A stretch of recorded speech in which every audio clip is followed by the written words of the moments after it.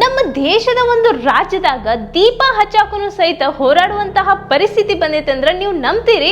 ನೀವು ಒಬ್ಬ ನಿಜವಾದ ಸನಾತನ ಹಿಂದೂ ಧರ್ಮದವರಾಗಿದ್ರ ಈ ವಿಡಿಯೋನ ಎಂಡ್ ಮಟ್ಟ ನೋಡ್ರಿ, ಹಂಗ 4 ಮಂದಿಗೆ ಶೇರ್ ಮಾಡ್ರಿ.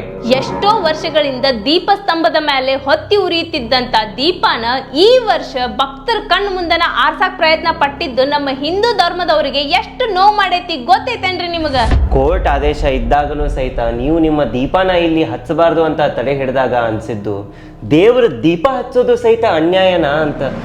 ದೇವ್ರ ಕಡೆ ಹೋಗಕ್ ಬಂದಂತ ಭಕ್ತರಿಗೆ ಕಂಬಿ ತಡೆ, ಪೊಲೀಸರ ದೂಡು, ಲಾಠಿ ಬೆದರಿಕೆ, ಇದು ನಮ್ಮ ತಮಿಳುನಾಡಿನ ಭಕ್ತರಿಗೆ ಸಿಕ್ಕಂತ ಕಾಣಿಕೆ. ದೀಪ ಸ್ತಂಭಕ್ಕೆ ದೀಪ ಹಚ್ಚಾಕ್ ಹೋದಂತ ಅಣ್ಣ ತಂಗಿ ಕಣ್ಣಾಗ ನೀರು ಬಂತು.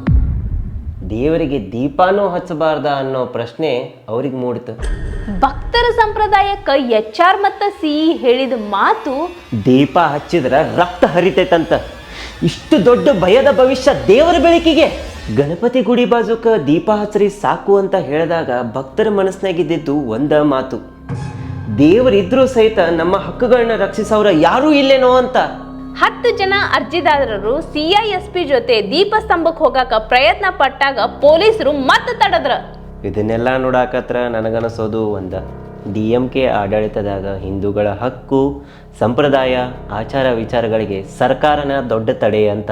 ನಮ್ಮ ಸನಾತನ ಧರ್ಮದವರು ಈಗ ಎದ್ದು ನಿಂತು ಮಾತಾಡ್ಲಿಲ್ಲ ಅಂದ್ರೆ ನಮ್ಮ ಪರಂಪರೆನ ಅಳಿಸಿ ಬಿಡ್ತಾರೆ ಇವರು.